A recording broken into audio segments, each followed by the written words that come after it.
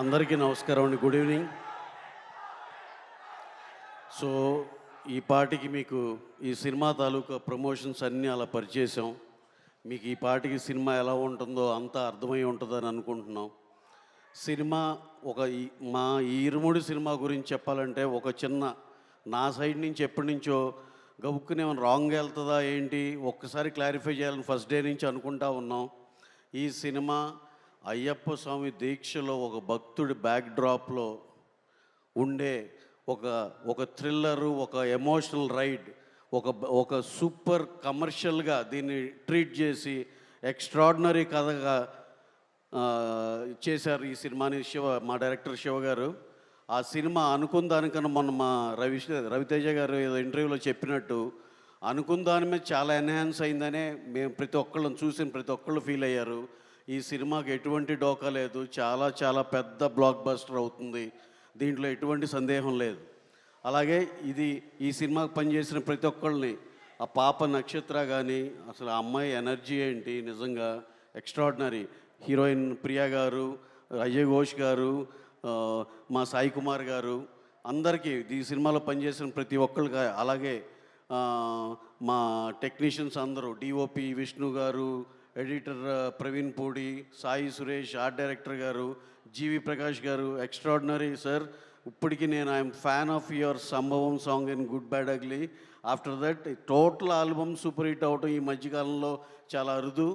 ప్రతి సినిమాలో 1-2 పాటలు ఉంటాయి. ఈ cinema total album super hit sir. Thank you very much.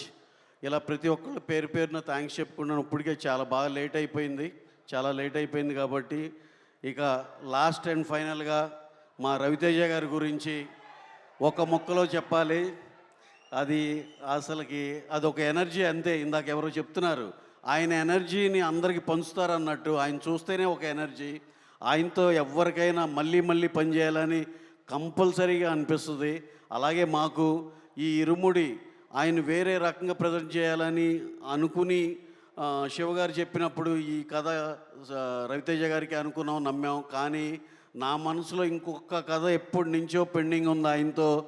నాకు రవితేజ గారితో హిలేరియస్ మాస్ లౌడ్ కామెడీ విక్రమార్కుడులో ఫస్ట్ హాఫ్ క్యారెక్టర్లో ఏముంటుందో అలాంటి సినిమా ఎప్పటి నుంచో చేయాలని కోరిక నేను ఎన్నోసార్లు చెప్పా ఆయనకి.